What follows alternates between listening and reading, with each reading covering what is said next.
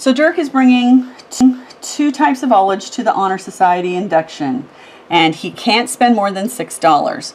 So we've got one that's $2.5 per pound and one that's $2 per pound. Okay?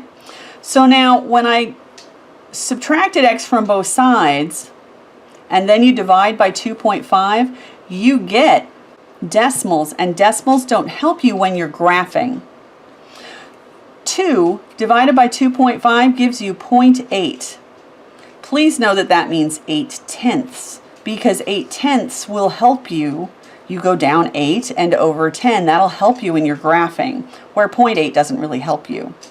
When you divide 6 by 2.5, you get 2.4, which is really 2 4/10, which is really 24/10. Now, it helps me more to know that it's 2 4/10 because that's where I'm going to graph my first point, okay? And so what I did is I stuck 1 in for y, and then I stuck 2 in for y. And when y is 1, x is 1.75. And when y is 2, x is 1/2. Because I can buy olives by the partial pound, so that should work. Okay? Next, we're going to do it backwards. What if you're given a graph and it asks you to write the inequality from the graph? Now, you might already know how to do this, but I'm going to walk you through the steps anyway, just in case, so you get all the details. First thing you're going to do is you're going to find the y-intercept for b, because we're trying to write this equation, y equals mx plus b. So b is going to be where it crosses the y-axis. And wherever that point is, you're going to stick that number right here. Next, you're going to count the rise and run to another point for m. So let's say somewhere along this line, you've got another point where it exactly crosses that point, and you count the rise, how many do you go up and how many do you go over for that to be m. Remembering that if you go up and over this way, or you have to go down and over, then this number is going to be negative. If rise is down, the slope is negative. The next step is remember that when you have your M and your B, and you can now graph this line, it's an inequality. So if it's a solid line, it's going to be one of these two signs. If it's a dotted line, it's going to be one of these. And then the question is it this one? Is it greater than or less than? And then you're going to plug in 0, 0 to see if it is greater than or less than. So let's do one to figure that out. Let's say I've given you this graph and I've asked you to write the inequality. So you know that it crosses the y-axis at 0, 2. So we're going to stick the 2 right there. It's positive 2. We're going to say it's plus 2, okay? And the next point that it crosses on the graph is 6, 5. Well, I know that we went up 3, 1, 2, 3, and over 6 to get to this point. 3/6 is the same as 1/2. And now we can fill in this and that, and we're not quite sure about this yet. But so far we've got all of our numbers, okay? Now I know that because this is a solid line, it's going to be either greater than or equal to or less than or equal to. So I'm going to put that bottom line in there. And I'm going to plug in the 0, 0 for shading. I know that 0, 0 works because it's part of the shaded area.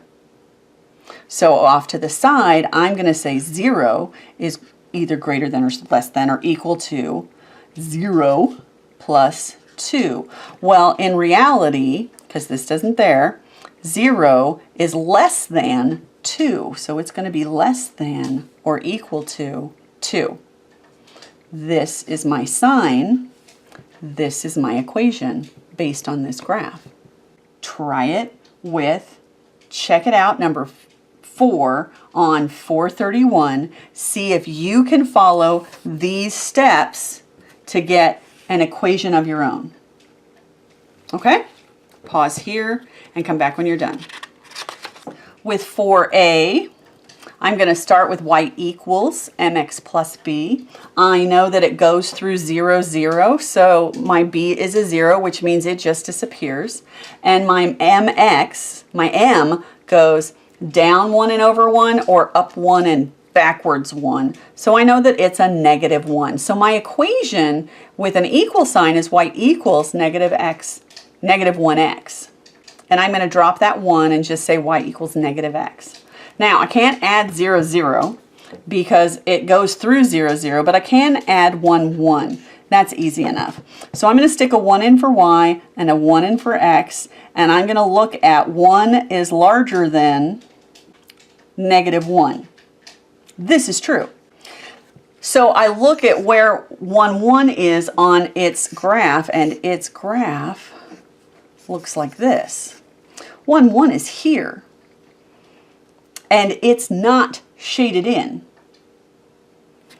which means that's false. So the other way is true. Let's try this point. This point is negative 1, comma, negative 1. Let's see if that works.